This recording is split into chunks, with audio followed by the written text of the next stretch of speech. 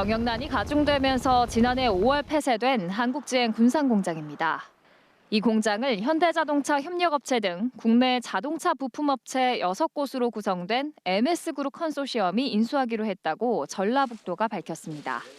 컨소시엄은 공장 인수를 위해 대금의 일부를 지급하면서 양해각서를 체결했고 오는 6월 본계약을 맺을 예정입니다. 브라질, 인도 같은 해외에도 공장을 가지고 있고 또 테슬라에도 납품을 할 정도의 기술력을 갖고 있습니다. 컨소시엄은 오는 2021년부터 주문자 상표 부착, 이른바 OEM 방식으로 전기 자동차를 연간 5만 대가량 위탁 생산할 계획입니다.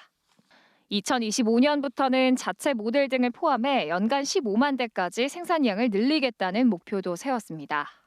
직원 2천여 명이 근무하던 군산 공장이 폐쇄된 지 10달 만에 새 주인을 찾게 되면서 노사정 상생형 일자리 모델인 군산형 일자리도 주목받고 있습니다. 정부와 여당도 군산형 일자리 모델 형태가 결정되면 새 공제 등 파격적인 지원을 하겠다고 이미 약속한 상태입니다. 군산형 일자리를 어떻게 만들 것인가 이 부분에 관해서 이제 아주 적극적인 검토를 이제 당에서도 시작을 하겠습니다. 1996년 문을 연 후 부침을 겪었던 한국지행 군산공장. 지역 경제를 다시 일으키기를 주민들은 고대하고 있습니다. 시청자 여러분 안녕하십니까? 생방송 심층토론입니다. 한국GM 군산공장이 새 주인을 맡게 됐습니다. 지난달 29일이었죠. 국내 자동차 부품업체 6곳이 모인 MS그룹 컨소시엄이 한국GM 군산공장을 인수한다고 밝혔는데요. 자, 이로 인해서 이제 군산 경제가 살아날 거란 기대와 또 자동차 산업의 새로운 전기를 맞게 될 거란 기대를 안고 있습니다. 하지만 과제도 많이 남아 있습니다. 본계약 6월 말까지 체결 절차도 살펴봐야 되겠고요. 또 고용 승계는 어느 정도 될 것인지 이러한 부분들도 점검해야 될 과제가 남아 있습니다. 오늘 생방송 심층 토론에서 군산공장 매각 추진 절차와 또 앞으로의 경제 효과에 대한 기대까지 살펴보도록 하겠습니다. 시청자 여러분께서도 전화와 문자를 통해서 의견 주실 수 있겠습니다. 여러분께서 주신 의견 실시간으로 전해드리겠습니다. 오늘 패널 4분 모셨습니다. 먼저 전라북도 혁신성장국의 유희숙 국장 나오셨습니다. 어서 오십시오. 네, 안녕하세요. 네, 그리고 KBS 보도국의 한주연 기자 반갑습니다. 네, 안녕하세요. 전북대학교 경제학과의 박태식 교수님 어서 오세요. 네, 반갑습니다. 네, 군산경제정의 실천시민연합의 서지만 위원장 어서 오십시오. 안녕하세요. 예. 자, 유희숙 국장님. 네. 지난 5월에 군산공장이 문을 닫았으니까 10개월이라는 시간이 흘렀고 네. 드디어 반가운 소식을 접하게 됐습니다. 네. 지난달 29일 일단 MOU 형태로 본 계약은 아니고요. 네, 네. 예, 체결을 했는데 그 네. 내용을 좀 살펴봐 주시겠습니까? 저희가 지난해 5월 31일 그 GM 공장이 폐쇄된 이후에 사실은 군산 경제가 굉장히 어려움을 겪게 되었습니다. 그래서 저희가 이 부분에 대해서 GM 공장을 빨리 그 재가동을 시켜야 된다. 그러기 위해서는 GM에서도 매각 작업을 서둘러야 되고 또 인수하려는 기업도 앞으로 GM 사태의 이런 문제들을 좀 해결할 만한 우리 지역과 같이 성장할 만한 그런 기업을 우리가 찾아야 된다라는 사실은 굉장히 긴박한 요구에 산업부도 쫓아가고 국회도 쫓아가고 또 청와대까지 쫓아가면서 노력을 했습니다. 네. 이런 부분에 대해서 GM에서도 답을 했고 또 중앙부처인 산업부에서도 적극적으로 사실은 부응을 해서 노력을 해줬고 특히 GM이 9월에 그 매각 결정을 하면서 이런 것들이 굉장히 진척이 빨리 진행이 돼서 말씀하신 대로 새 주인을 이렇게 10개월 만에 찾게 돼서 너무 다행이고요. 예. 이번에 그 맺은 계약은 그동안에 이제 여러 차례 실사가 있었는데 이 실사 과정에서 주요하게 합의할 사항들을 기술하고 앞으로 그 매각 협상에 있어서 주된 그 위치를 그 보장하는 그러한 내용으로 해서 사전 계약이라고 보시면 되고요. 이제 이것에서 주요한 부분은 다 합의가 됐기 때문에 이번 6월까지 해서 본계약 체결하고 또 이제 마지막 인수 절차가 완료되면은 이제 그 소유권까지 넘어가면서 새 주인이 새롭게 사업을 시작하게 되는 그런 단계가 될 것입니다. 아마 이휘수 국장님 말씀드리면서 시청자 여러분들 MS그룹 컨소시엄은 도대체 어떤 회사일까 궁금해하실 것 같은데 잠시 후에 말씀을 드리겠고요. 우선 군산 경제가 상당히 힘들게 됐고 아울러서 전북 경제에도 타격을 준 군산지엄의 폐쇄였는데 반가운 소식입니다. 심지어 협력업체가 160개 중에 30개가 문을 닫을 정도였고 더 시간을 끌게 된다면 더 많은 폐쇄 업체가 발생할 텐데 박태식 교수님 경제적으로 일단 무언가의 전환점을 지금 맞은 그런 상황입니다. 반가운 소식으로 지금 접해야 될 텐데요. 네, 뭐 잘 아시는 것처럼 군산조선소에 이어서 그 한국 GM 군산공장이 조업을 중지함으로써 군산 지역 총생산의 16% 액수로는 약 2조 3천억 원이 감소가 되고 그 아까 말씀하신 것처럼 근로자 2,000명 중에 1,600명이 군산을 떠났거나 실업자가 됐고 나머지 400명 정도가 무급 휴직 상태로 현재 있습니다. 그러나 어쨌든 이런 것들이 지금 현재 지역의 시민들이 지역 경제가 회복될 거라는 그러한 희망도 있고 실질 근로자는 재고용에 대한 희망, 기쁨, 또 업체는 또 물량 증가에 대한 여러 가지 기대를 나타내고 있음에도 불구하고 과연 이것이 생각만큼 그렇게 쉽지는 않을 거다. 이런 여러 가지 좀 우리가 좀 섬세하게 좀 고찰해 볼 필요가 있다고 생각하는데 첫째, 생산 측면에서 GRDP는 상승할 거라고 예상을 합니다. 물론 만족할 만한 수준까지 갈지는 모르겠으나 그러나 고용 효과는 내연기관하고 이 전기자동차와의 구조적인 문제라든지 그다음에 그 여러 가지 그 조립의 과정이라든지 이런 여러 가지 문제 때문에 충분하지 못할 거다. 더구나 지금 오고 있는 MS그룹이라는 회사가 경주에서 자동차 1차 벤더, 1차 협력업체 때문에 2차 협력과의 관계, 또 현대자동차의 관계 여러 가지 문제가 있고 또 지금 중국에 있는 한국의 현대자동차하고 기아자동차가 철수를 하게 됩니다. 그럼 그네들이 한국에 와서 과연 뭘 할까? 그래서 과연 내연기관 자동차를 만들 것인지 그렇지 않을 거란 말이죠. 지금 앞으로는 내연기관은 별로 의미가 없으니까 그런 등등의 여러 가지 문제가 있고 그다음에는 이제 과연 그네들이 여기 와서 이야기한 것처럼 900명이라는 인원을 여기 인원으로 다 여기 채용을 해줄 건가?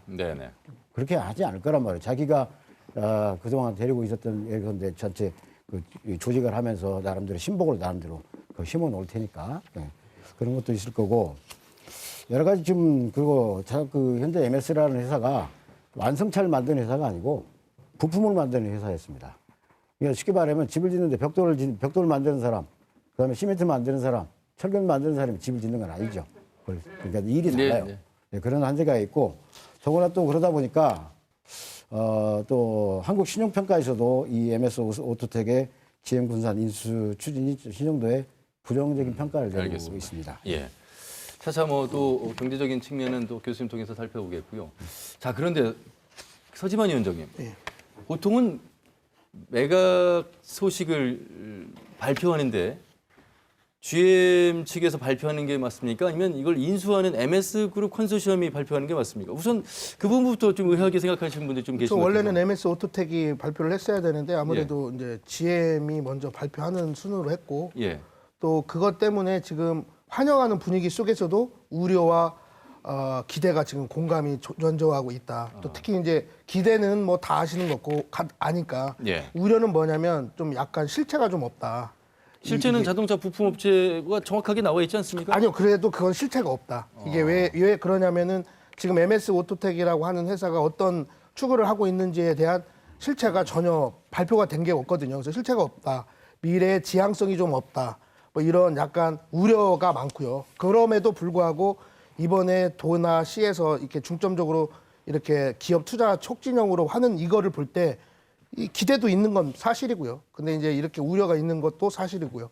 그리고 아까 우리 박태식 교수님이 말씀하신 중에 무급 휴직자는 305명이고요. 그다음에 우리 아나운서과에서 얘기하셨던 149개 중에 지금 운영되고 있는 협력업체는 바로 잡는 겁니다. 69개사가 지금 남아 있습니다. 나머지는 다 폐업을 했고요. 생각보다 더 많군요, 숫자가. 69개 업소가 지금 영업을 하고 있습니다. 아니, 그게 경실련에서 서지만 위원장님께서 실체가 아직 애매모호하다라고 말씀을 하셔서 그 실체에 대해서 먼저 그 취재를 한 한주연 기자의 네, 설명 네. 듣고 다시 한번 말씀 나눠보도록 하겠습니다. 네, 앞서 뭐 VCR에서도 설명이 나가긴 했는데 그 6개 주요 계열사를 거두리고 있는 게 바로 MS 그룹으로 돼 있고요. 말씀하신 그 MS 오토텍이 바로 이 6개 그 계열사 가운데 주요 계열사로 지금 돼 있습니다. 지금 뭐 차체 생산을 하는 건 맞고요. 그 현대자동차의 대부분의 물량을 납품하는 것도 맞습니다. 그 실체가 있느냐 없느냐 저도 질문을 좀 많이 받아서 예, 네. 여기 계신 유 국장님을 말고 이제 다른 전라북도 관계자 통해서 그쪽 업체에 접촉을 했던 분을 통해서 한번 물어봤어요. 그랬더니 그 지금 상태도 나쁘지는 않은 상태래요. 왜냐하면 대기업의 이제 1차 협력 업체로서 그 안정적인 판매망이 있기 때문에요. 그렇지만 이번에 군산 사례에서도 봤듯이 그 GM에 납품했던 그 협력사들이 하루아침에 문을 닫는 모습들을 우리가 직접 목격을 하지 않았어요. 예. 이런 취지로 여기서도 이제 좀 다각화를 고민하고 있던 찰나에 이 군산 공장을 인수하게 됐고 또 그로 인해서 좀 새로운 사업, 전기차 나아가서 지금 현재 계획으로는 OEM 방식으로 이제 주문자의 그 주문에 맞춰서 이제 생산을 하겠지만 나아가서는 이제 자체 브랜드로 생산을 하겠다 이런 계획을 발표했어요. 그런데 사실 이게 2021년 목표거든요. 근데 내연기관 공장이 그 이 짧은 기간에 전기차 공장으로 이게 탈바꿈이 가능한지 그 뭐 짧은 여러 가지 기간이 한 2년 정도 되죠? 지금 회사 측의 계획은 그렇습니다. 예. 그리고 5년 안에 자체 브랜드 개발할 계획을 갖고 있고요. 예. 이 부분에 대해서 이게 현실적으로 가능한지 가능하지 않은지 이런 부분에 대해서는 좀 의견이 사실 있는 게 사실입니다. 아니 이제 그거보다는 지금 우리 세계적으로 지금 1억 대의 자동차를 만들고 있습니다. 내연 기관 자동차를. 네. 이 자동차를 15개 회사가 지금 만들고 있어요. 네. 그렇지만 전기 자동차는 지금 현재까지 1,200개 정도 되고요. 기하급수적으로 늘어날 겁니다.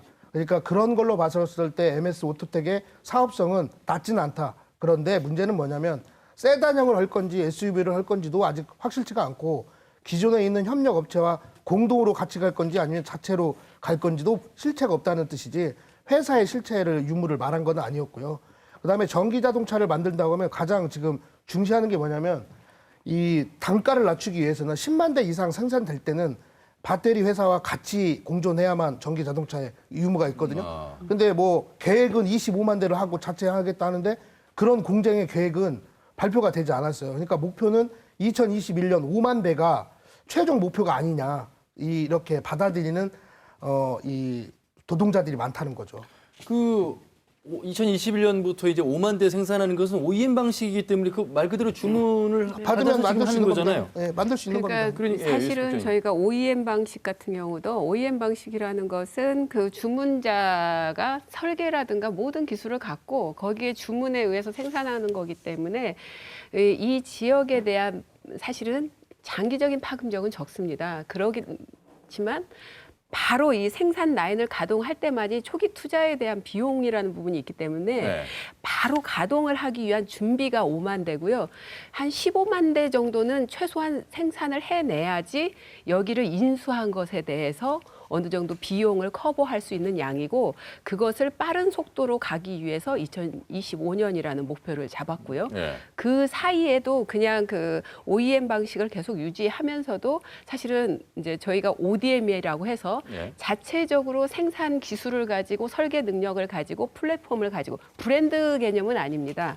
자체 생산해서 앞으로는 그 현대니까 현대차가 나오고 뭐 이런 것이 아니라 앞으로는 제조업과 서비스가 서로 만나서 직접 뭐 구글에나 납품한다거나 이런 형태가 될 것이기 때문에 이런 식으로 그 자체 플랫폼을 가지고 주문자가 주문하는 것에 맞추어서 자체 기술로 생산하는 ODM 방식으로 이 회사는 나가려고 그러니까 예. 15만 대 플러스 이제 알파로 나가려고 준비하는 과정을 OEM 하면서도 해 나가겠다 하는 것이 그러면, 회사의 계획입니다. 그러면 우선은 OEM 방식으로 2021년도부터 5만 대가 이제 시작인데 ODM까지 가기 전에 OEM을 주문하는 주문 기업이 있어야 될 것이고 네. 그런데 지금은 밝혀진 게 없고요. 그런 그리고 것은- 아울러서 이제 서지만 위원장께 또 드리고 싶은 질문은 현재 전기차가 어느 정도 지금 팔리고 있길래 5만 대, 15만 대까지 갔을 때 이게 생산한 가능하다 치더라도 판매가 가능할 것인가? 먼저 유희숙 국장님께 좀.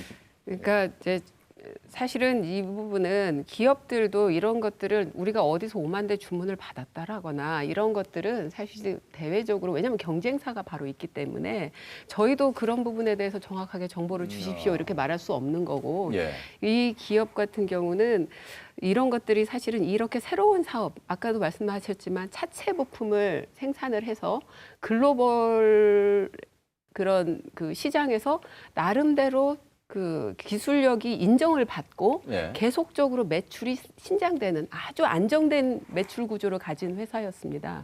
근데 이 회사가 그 자기 그 수요 기업 눈치를 보면서 아주 새로운 사업 분야에 지금 뛰어든 거거든요. 이것은 예. 아주 위험한 선택을 한 겁니다. 그 선택을 하게 된 것은 앞으로의 자동차 시장이 굉장히 변화하고 예. 이 여기서 장기적으로 살아남으려면 이런 모험을 감수하지 않으면 안 된다. 예. 그리고 이것을 감수하기 위해서는 나만의 힘으로는 안 되고 나와 같은 규모의 어떤 중견기업, 중소기업이 같이 SPC를 만들어서 커야 된다. 이런 것들이 명확하게 선 기업이거든요. 그런 것들을 국장님 그렇게 얘기하시면은 이제 너무 교과서적인 답이시고요. 지금 우리나라가 지금까지 누적 대수로 5만 대가 팔렸어요. 전기 자동차가. 2021년 되면 1년에 한 8천 대 정도 팔릴 겁니다. 지금 누적 대수가 5만 대예요. 예. 그렇다고 하면은 지금 5만 대 생산을 하겠다고 하는 것은 대부분이 다 수출이죠. 그리고 이게 수출의 시장은 아까 예상을 못 한다고 하시지만 세계 전기 자동차의 주 수입국, 그러니까 주로 쓰고 있는 나라는 중국과 유럽입니다. 대부분. 그리고 특히 이제 미국은 한 35% 정도 차지를 하기 시작했고요. 이제 이렇게 보면은 여기서 나오는 건 다 전부 수출품일 확률이 높다는 거예요. 그러니까 군산에 있는 노동자들이나 기업을 하시는 분들이 좀 우려하는 건 뭐냐면 어떠한 방법을 갈 때 지역 상생이잖아요. 이런 지역 상생이라고 한다고 하면 지금쯤은 어떻게 해서 어떤 부품을 공동품 부분을 어떻게 개발을 하고 필요 없는 부분은 어떻게 없앨 거며 아까 플랫폼 얘기를 하셨는데 플랫폼 저희가 절대 뒤집니다.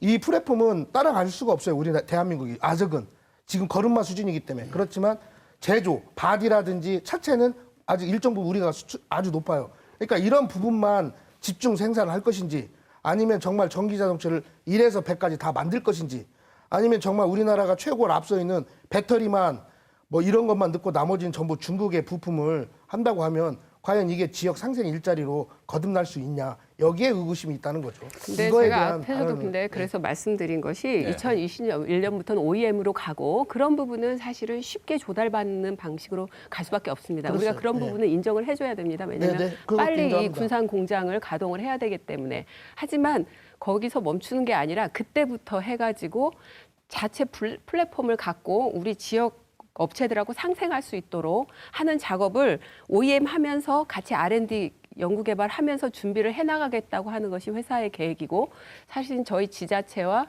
산업부는 그런 부분들이 빨리 이루어질 수 있도록 지원하는 역할을 하기 위해서 지금 사실은 논의를 예. 하고 있는 그러면은 상태입니다. 잠시만. 그러면은 지금이야 뭐 이 조건 합의서를 체결할 정도 MOU지만 6월 말까지 최종 대금을 이제 납입해야 되고 본 계획이 체결되면 그때쯤은 뭔가가 실체가 좀 드러나야 되는 거 아닙니까? 그때 MS의 이 오토테기를 중심으로 한 컨소시엄 그룹이?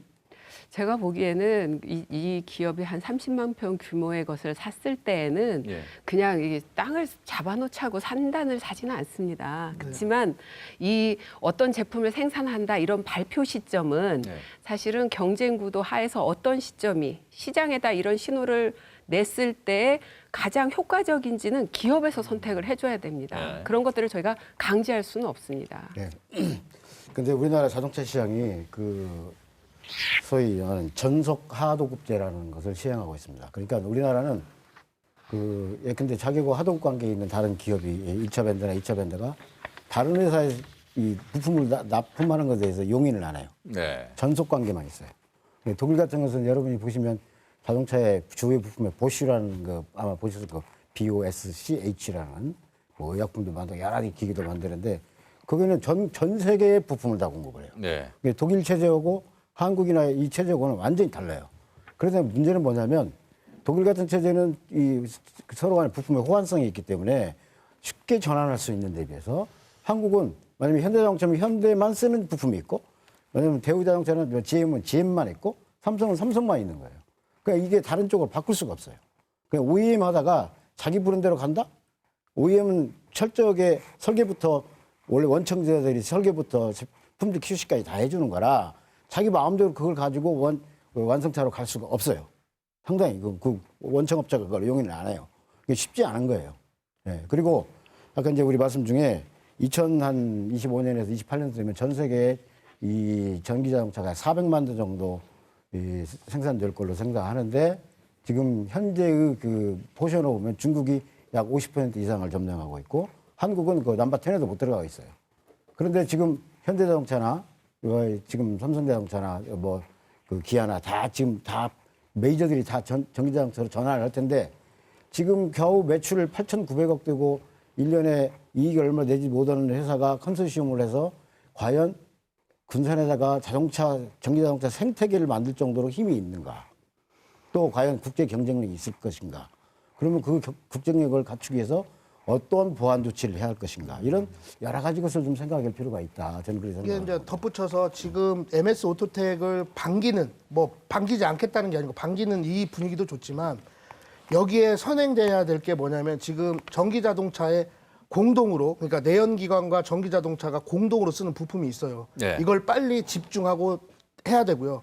그다음에 새로운 부품이 있습니다. 그러면 그렇겠죠. 이 새로운 부품은 새로 역설계를 해서 우리가 빠른 이 R&D를 갖고 있어야 돼요. 근데 지금 그게 없다는 거예요. 그거를 빨리 이 지역에다가 안착을 시켜야 그 MS 오토텍이 왔을 때에도 이 지역이 산업이 탄력을 받을 수 있다는 거예요. 근데 이런 거와 같이 밟아주는 게 아니라 MS 오토텍이 지금 오는 것만을 한다는 거는 내가 볼 땐 너무 미진하지 않나, 준비성이. 네. 아이, 그것은 이제 저희가 사실은 말씀을 다 한 자리에서 다 말씀드릴 수 없는 좀 그리고 하나는 아까 자기 브랜드 이거 굉장히 위험한 얘기고요. 사실은 그 기업에서는 자기 브랜드를 만들 그런 발언을 한 적은 않고요. 네.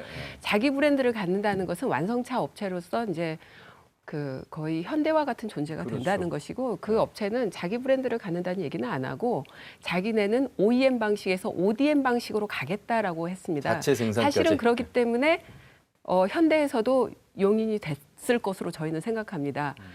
ODM이 됐으면 나중에 뭐 다른 업체에도 납품을 하지만 현대에도 납품을 할 수 있기 때문에 경쟁자라기보다는 협력업체로 계속 갈 수 있는 구도거든요. 그래서 이 업체는 자기 브랜드를 갖겠다는 얘기는 절대 하지 않았습니다. OEM하고 나중에 우리 지역 협력업체들이랑 같이 하도록 ODM까지 가겠다는 것이 이 기업의 발표고요.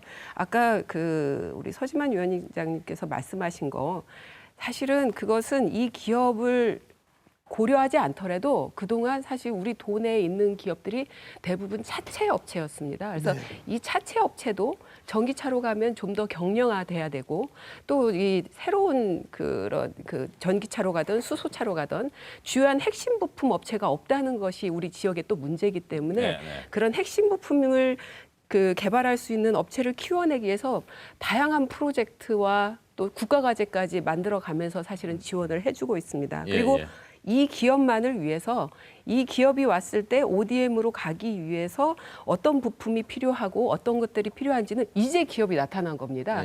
이제 그 기업하고 우리 협력업체하고 그다음에 그거를 지원해 줄 수 있는 군산시, 도, 그다음에 산업부까지 만나서 이거는 알겠습니다. 하나의 프로젝트를 이제 만들어야 될 때가 그러니까 됩니다. 어떤 자동차를 만들든 필요한 부품이 절실하게 있다는 거예요. 그건 공통적으로. 그러니까 그런 거를 역설계를 통해서 빨리 우리도 R&D를 갖고 있어야 이 지역이 산업이 같이 성장할 수 있다는 거죠. MS 오토텍만 기다릴 수는 없다는 거죠. 자, 지금 그러니까 이제 앞으로의 미래형 자동차는 이제 전기나 전기 수소로 이제 가게 될 텐데 우선 이 GM이 내연기관 자동차를 만들었었죠. 그런데 이제 이 매각을 해서 인수하는 MS 오토텍은 이제 전기차를 여기서 만들겠다는 것이고 현재는 부품 업체로서 그 가능성이 얼마나 있겠느냐 이 내용을 가지고 지금 계속 이제 논의를 해왔는데 우선 그 논의도 중요합니다만 뭐 실체가 애매모호하다 이런 말씀을 하셔서 그 MS 오토텍은 소개를 한주현 기자가 했는데 그럼 6월 말 최종 대금을 납입하는 그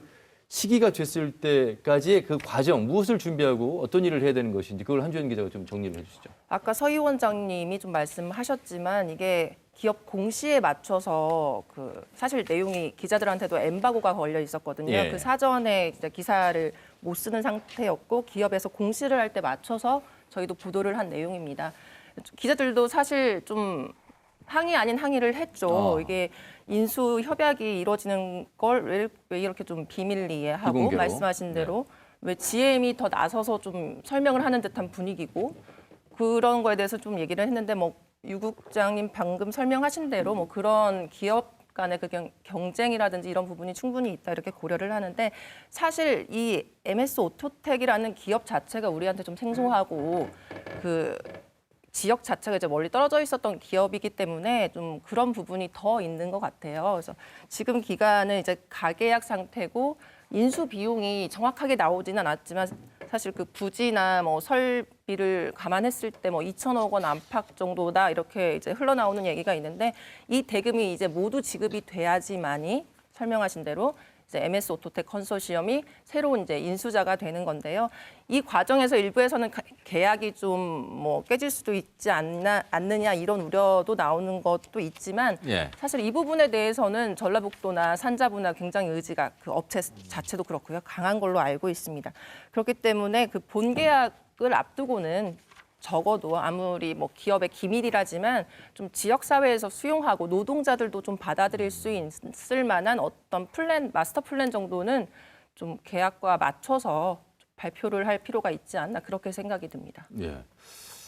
그 우선은 이제 내연기관 자동차를 생산했던 지윈 공장의 이 생산기지 활용도를 이제 극대화하고 또 변화시켜야 되는 과제가 하나 남아 있고 판로는 뭐 이제 수출이 될 거라고 말씀하셨고 차종은 뭐 이런 이야기들이 지금 거의 나오는 게 없어서 사실 도에서도 뭐 그런 부분까지 구체적으로 지금 아직 접한 건 없으시잖아요. 하지만 그게 저희가 지금 오늘 토론할 수 있는 한계점은 역시 이제 그래도 매각이 돼서 6월까지 본계약 체결하고 나면 전기차를 생산하고 5만 대, 15만 대까지 갈 것이다. 그럼 지금 그런 얘기밖에는 할 수 없는 것인가요? 아니 근데 그 이 MS 오토텍 연구개발센터의 박호석이라는 분이 언론 보도에 의하면 예. 원래 당초의 보도에 의하면 2025년에 자체 브랜드 개발을 한다고 언론의 보도에 나왔었습니다. 그런데 이제 이 박호석이라는 분이 아까 우리 유 국장 말씀하신 것처럼 ODM이라는 말을 이제 쓰셨어요.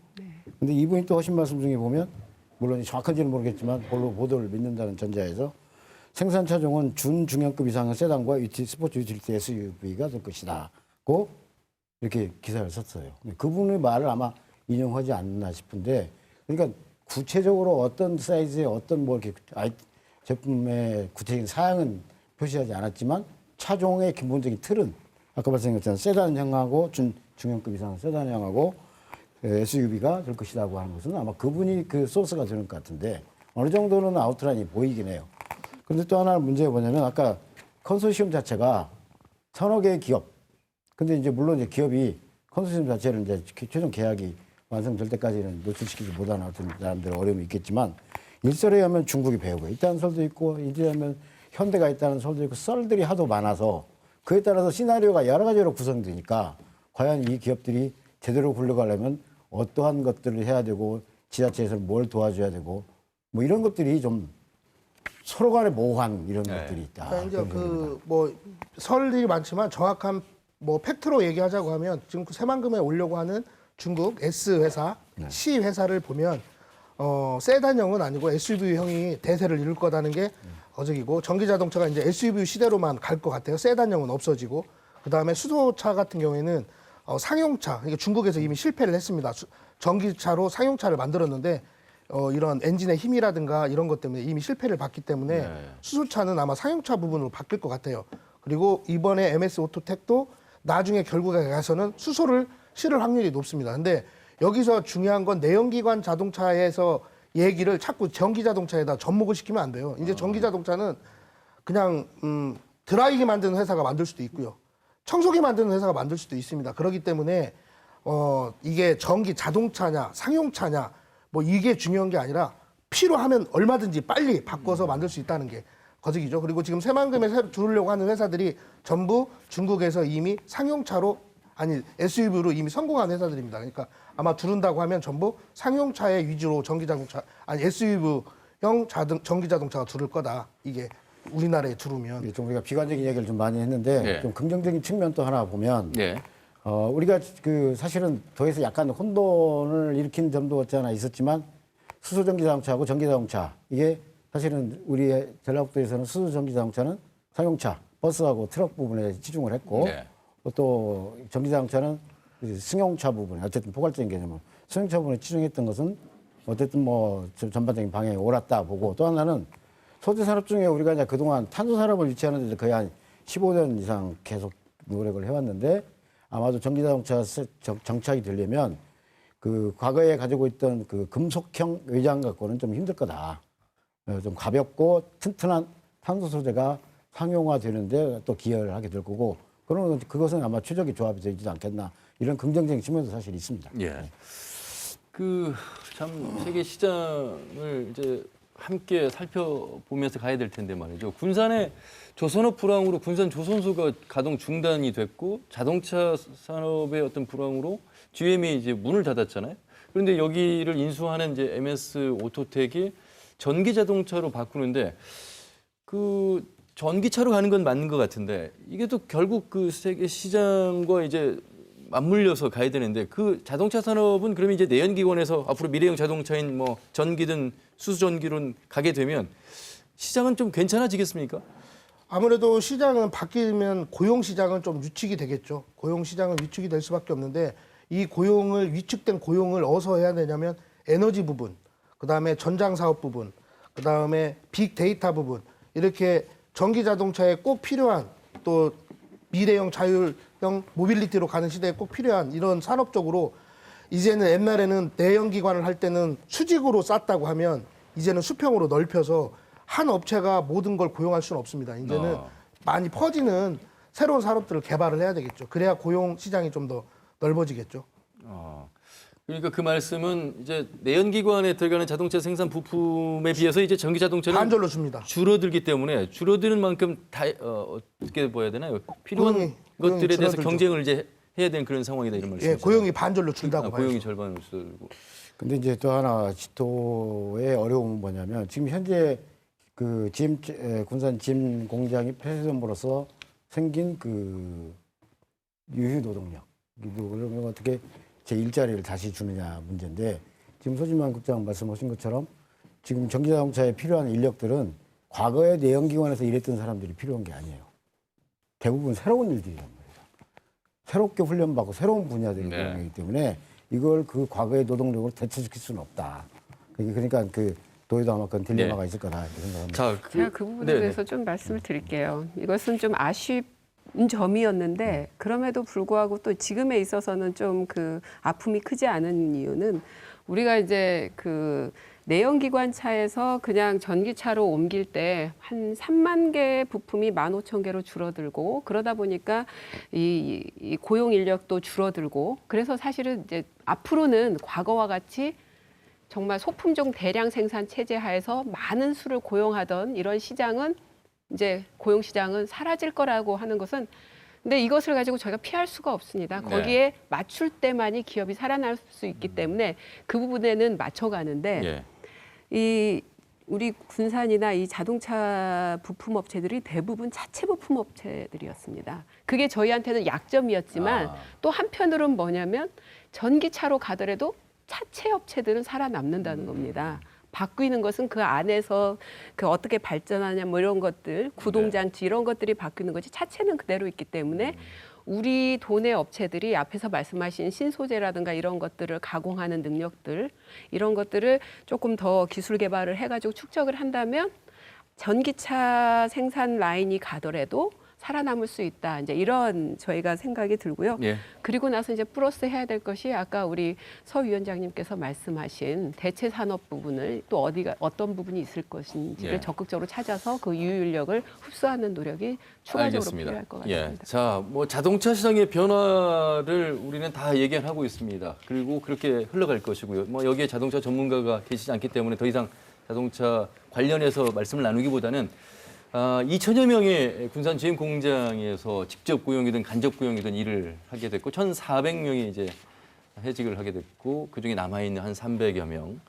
자, 그러면 이 MS 그룹 컨소시엄은 정확하게 6월 말에 본 계약을 체결한 이후에 어떻게 노동자들을 이제 그 전 노동자들을 수용할 것인가, 승계할 것인가, 뭐 이런 여러 가지 숙제가 남아 있어서 이것은 곧 우리 지역 군산 경제, 전북 경제하고도 연관이 되기 때문에 어느 정도로 가능성이 있는 것인지 한주연 기자 혹시 내용 살펴보셨나요? 네, 뭐 지난달 말에 이제 협약이 비공개로 있었죠. 그때 나온 보도를 보면 고용 승계 문제가 언급이 됩니다. 예. 당시에 송화진 도지사가 이제 인터뷰를 한 내용이 있는데 이제 브리핑을 한 내용이 있는데 그 인수업체와 이제 그 부분에 대해서 충분히 대화를 나눴고 그 인수업체 쪽에서도 고용 승계에 대해서 긍정적으로 보고 있다. 예. 근데 아까 말씀하신 대로 이게 전혀 새로운 인력이란 말이죠. 이 지금 남아있는 인력은 내연 기간 그 자동차 회사에서 일했던 분들이고 이제 새로 들어갈 부분은 이제 전기차 업체인데 이 부분이 좀 연착륙이 가능한지 이 고용 승계가 정말 이분들에게 다른 생계로서의 새로운 일자리가 될 수 있을지 그 부분에 대해서는 좀 의문스럽지만 사실 어렵지는 않다고 판단이 돼요. 네. 어떻게 생각해서는. 그리고 지금 예상되는 일자리 900개예요. 900명. 네. 예. 이제 지금 GM이 문을 닫으면서 없어진 일자리가 12,000개. 12,000개고 사실 지난 1년 동안 뭐 정부 지원도 있었고 직업 훈련도 있었고 재취업 알선도 있었고 하지만 성과를 보면 정말 300명이 채 재취업이 안 됐습니다. 예. 이런 상황에서 뭐 900개 일자리는 적은 일자리가 아니고 특히 무급휴직 중이었던 근로자들이 이쪽으로 좀 더 빨리 유입이 되고 또 간접 고용 효과도 지금 2,000개 정도 뭐 될지 안 될지 뭐 모르겠지만 기대는 그렇게 되고 있습니다. 그래서 이 부분으로 최대한 빨리 좀 흡수하려는 네. 노력이 좀 필요하다. 노동계 차원에서도 좀 그런 얘기가 있습니다. 뭐 기업 입장에서 MS그룹 컨소시엄 입장에서 보면 숙련된 노동자들이 오는 것이 하루라도 빨리 공장을 가동시킬 수 있는 장점이 있기 때문에 승계가 되지 않을까 이런 기대를 해보게 되는데 도에서는 혹시 어떤 소식까지 접하셨나요? 저희가 이제 승계라는 표현이 적합한지는 사실은 그거는 저는 의문이고요. 이제 무급 휴직자 부분이 이제 승계라면 승계인데 이 부분에 대해서는 GM에서 그 배치 전환 얘기를 했습니다. 그래서 GM에서 창원이라든가 아니면 인천 공장으로 이 분들은 전환을 시키겠다라고 그렇죠. 했기 때문에 예. 그것은 그분들이 이 기업으로 왔을 때 승계 문제인지 네. 이 부분은 전환 배치가 될 거기 때문에 거기서 이제 승계 문제는 없을 거고요. 그렇군요. 다만 그동안에 GM이 이제 구조조정하는 속에서 그 실업자가 되신 분들이 계십니다. 이분들을 이제 우리가 어떻게 인수 기업에서 수용할 수 있도록 할 것인가, 준비할 것인가 예. 이런 것들이 이제 저희가 제일 고민해야 될 부분인 것 같고요. 예. 이 부분에 대해서는 저희가 최대한 그것들이 좀 이루어질 수 있도록 좀 노력을 할 겁니다. 왜냐하면 저희가 이 업체가 빨리 와서 이 지역에서 안착하기를 바라는 것은 이 기업이 크기를 위한 커서 어떤 경제 주체로서 성장하기 위한 욕심도 있지만 그거를 통해서 우리 지역 경제가 안고 있는 문제를 해결하고자 하는 거거든요. 근데 네. 우리 경제가 지금 문제라면 크게 GM 사태 이후에 크게는 협력업체의 문제가 있고 또 그때 그 실업자로 내몰린 근로자 문제가 있기 때문에 이 두 문제를 같이 연동을 해서 어떻게 그 기업하고 함께 풀어나갈 것인가 네. 이것이 저희 지자체에서 가장 챙겨야 될 일이 아닌가 생각하고 그 있습니다. 지난달 말 그러니까 MOU 조건 합의서에는 고용 승계 내용은 빠져 있죠. 그렇죠. 그것은 별도로 이제 뭐 협의할 사항이기 예. 때문에 네. 예. 그러니까 승계라는 표현을 쓰기가 참 애매모호합니다. 유승 국장님 말씀대로.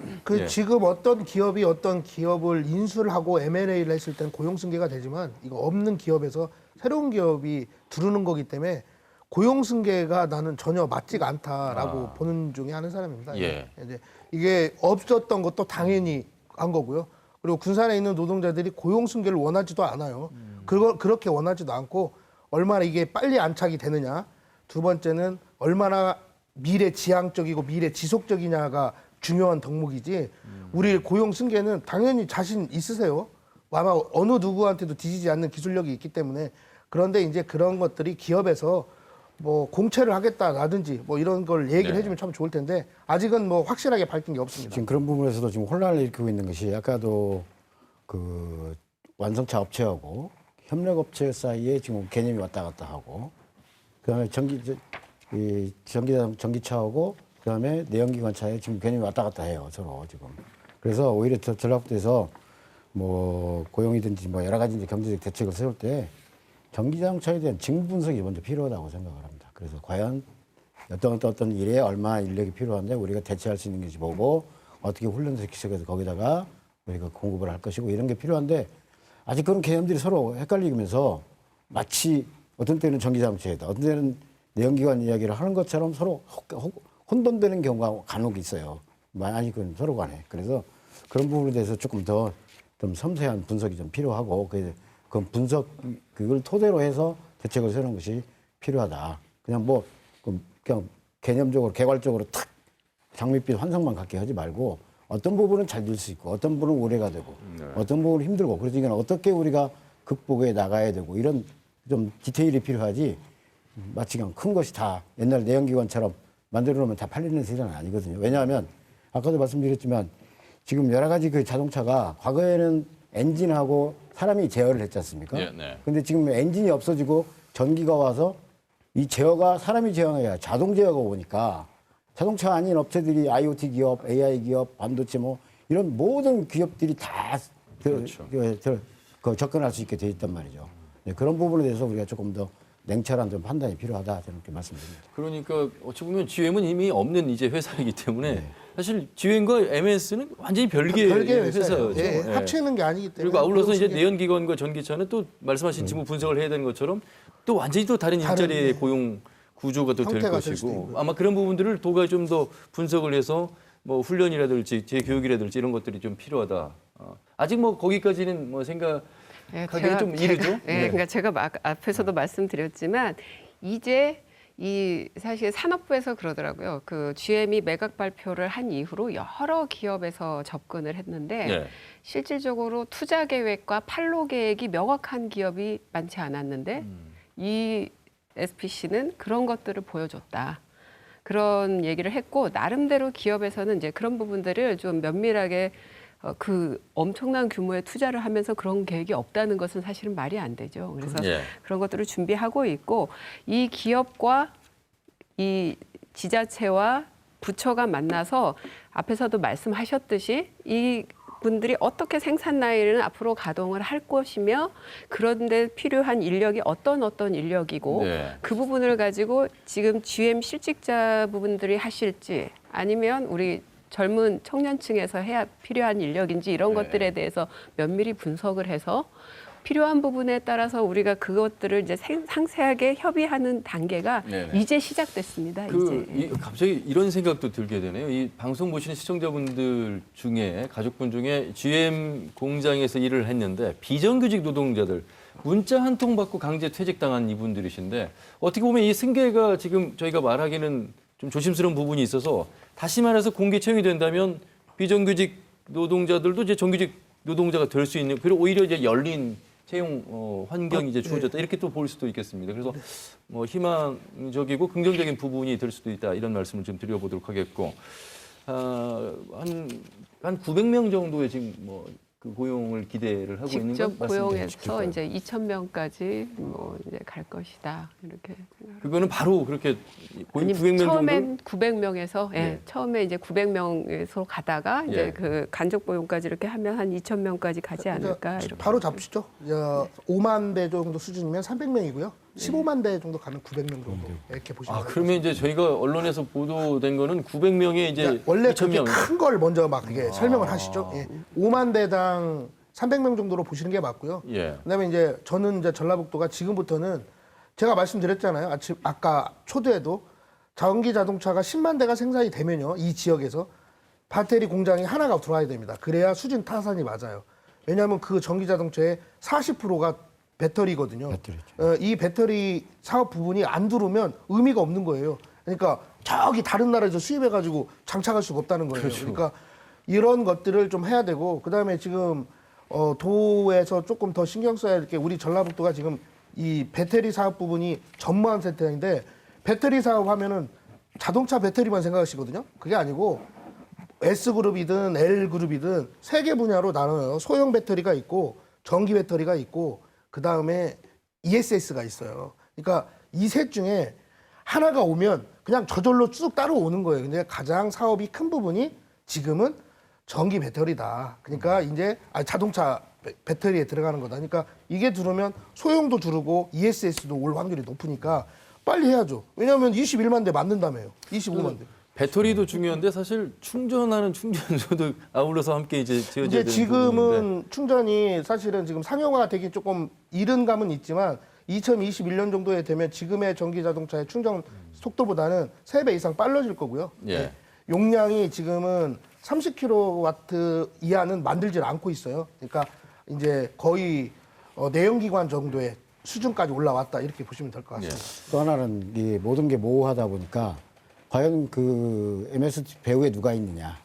지금 그 여러 가지 가정이 많이 그건 중요한 게 이건 아니죠. 굉장히 중요합니다. 중요한 게 뭐냐면 지금 배터리 아까 우리 서 위원장 말씀처럼 40%가 배터리를 차지하는데 한국이 세계 기업이 지금 주도를 하고 있어요. 그런데 중국이 엄청난 수십조, 130조인가를 투자해서 배터리 산업을 지금 그 따라잡으려고 하고 있는데 그래서 지금 혹시라도 그런 개연성을 얘기하는 게 혹시 중국의 기업이 배후에 있는 거 아니냐. 그래서 옛날 쌍용 저희가 자동차처럼 그 부분은 네. 정말 아닌가요? 확실하게 확인을 했습니다. 네, 그런데 어쨌든 여러 가지 그 지금 그 기술 담당하는 그분도 그 가능성을 배제하지 않았거든요, 지금. 예. 그렇기 때문에 좀 조심스러운 것들은 추측을 하는 거죠. 근데 뭐 저는 이렇게 알고 있습니다. 중국은 자동차 회사가 없어요. 내연기관 자동차 회사가 자체가 뭐 다 외국 거를 갖고 온 것뿐이고요. 이렇게 하다 보니까 중국은 내연기관 자동차가 건너뛰었어요. 이거 내연기관으로는 우리 중국이 못 산다. 그래서 전기자동차로 갔기 때문에 모든 부분에 우리나라가 앞서 있는 건 사실이고요. 딱 2가지가 떨어집니다. 거기에 올릴 수 있는 전장 사업 부분하고 그다음에 배터리 부분은 아직도 우리 한국이 우위를 차지하고 있는 게 사실이고 지금 그 하만이 지금 중국에 있는데 하만도 아직은 우리나라에서 안 되니까 그 2개 분야를 필두로 해서 좀 더 산업을 발전시키면 그렇게 뭐 비관적이지는 않다 이렇게 보시면 될 것 같습니다. 예. 그 광주형 일자리가 이제 관심사였습니다. 그러니까 인건비 노사정에서 뭐 지자체가 이제 인건비를 어느 정도 보조하는 형태인데 지금 이 MS 그룹 컨소시엄은 전라북도에서 밝히기로 투자 촉진형 일자리 모델. 그래서 이건 어떤 개념인가 좀 비교가 될 수 있겠습니까?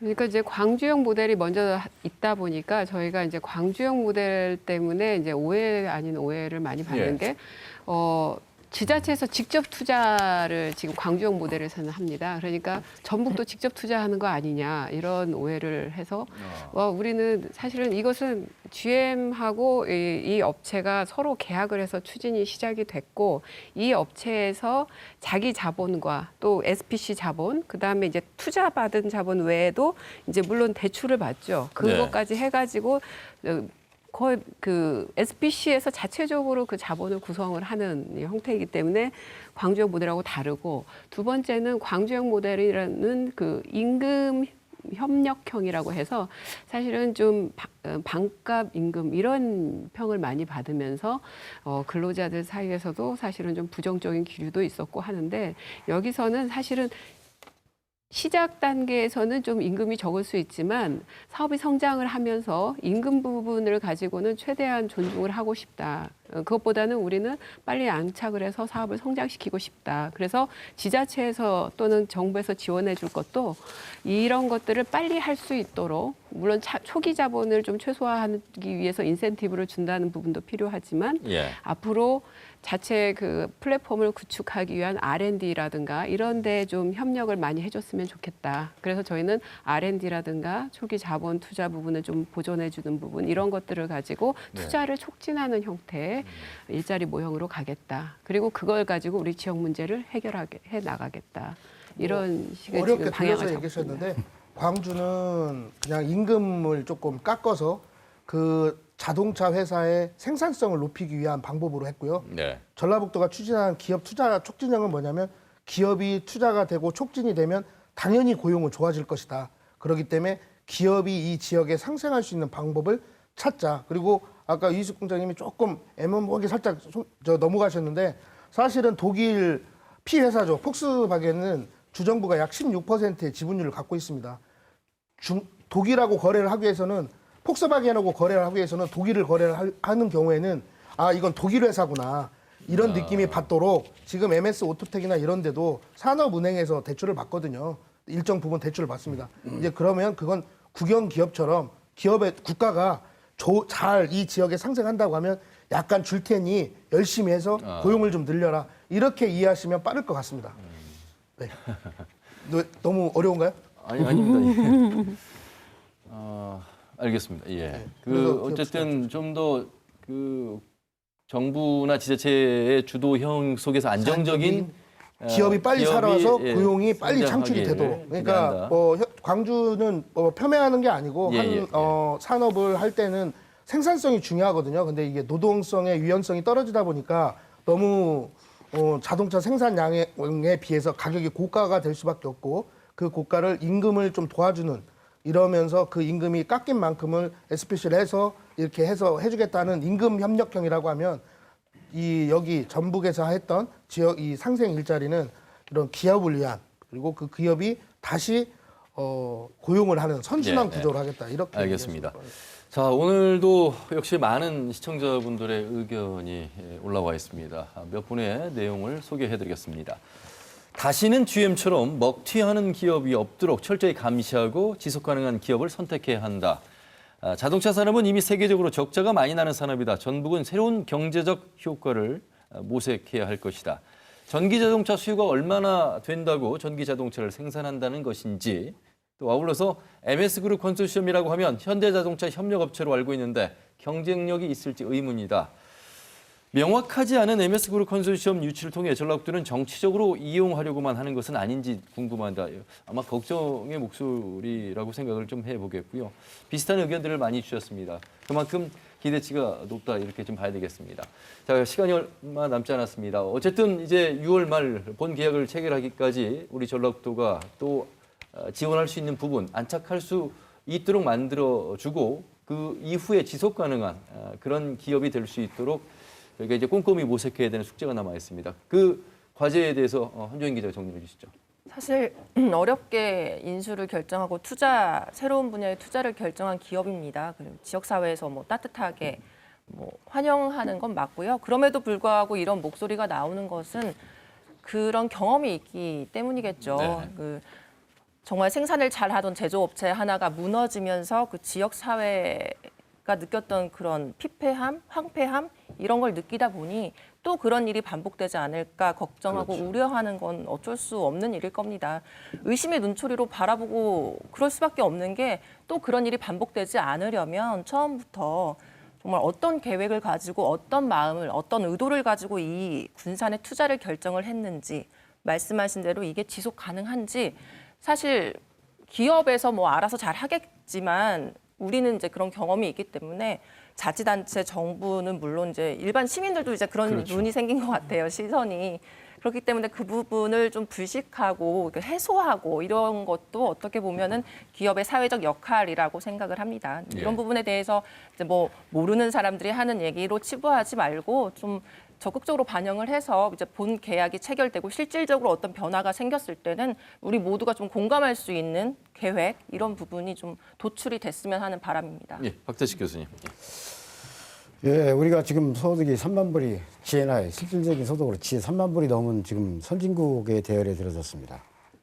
그리고 우리가 지금 논의하고 있는 전기자동차는 사실은 우리가 70년대, 80년대에 남의 걸 베껴서 하는 자동차가 아니고 지금 전 세계의 그 리딩 파트, 앞에 선도적인 산업이다 이렇게 이야기할 수 있습니다. 그렇기 때문에 이런 부분을 과거처럼 그냥 두리뭉실하게 그렇게 보지 마시고 조금 더 고민만 하지 말고 좀 노력을 좀 해달라. 예를 들어 광주형은 4년이 걸렸지 않습니까? 그리고 수많은 시행착오 끝에 합의를 도출해낸 건데 전라북도의 지금 군산형이라는 것은 사실 저는 왜 그 군산형이라고 이름을 붙였는지 약간 의아할 정도로 이 선언적인 의미가 강하지 실제 합의된 것도 아니고 그래서 조금 더 그런 부분에 대해서 좀 섬세한 고민과 노력이 좀 필요하다.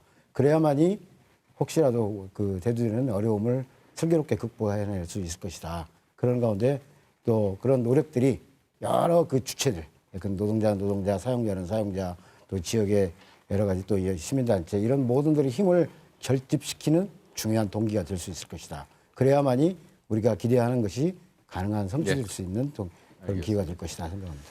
자, 1분씩 드리겠습니다. 도의 유희숙 국장님. 네. 도민 여러분들의 그 아픔이 컸던 만큼 우려도 크신 것 같습니다. 그 책임을 저도 같이 느끼고 있고요. 이 새로운 기업이 와서 큰 사업을 하는 데 있어서 최대한 빨리 이 지역에 정착을 해서 커나갈 수 있도록 지원을 하고요. 그 열매가 그 기업만 바라보는 게 아니라 그 주변에 있는 협력 업체들 또 우리 근로자에까지 넘칠 수 있도록 그렇게 노력해 나가도록 하겠습니다. 예, 서지원 의원님. 일단 환영한다는 말로 그 기업을 반기는 마음이고요. 그다음에 지금 대체 부품 인증 단지라든지 중고 수출 그 단지라는 조성을 빨리 해서 지금 지역의 이 협력 업체들 중에는 여기에 끼지 못하는 협력 업체들 많거든요. 이런 새로운 산업들을 대안들을 빨리 제시하고 새로운 산업으로 출발했으면 좋겠습니다. 예. 자, 이 MS그룹 컨소시엄에 인수하는 그 시점에서 다시 한번 저희가 심층 토론에서 말씀드릴 것을 약속하고요.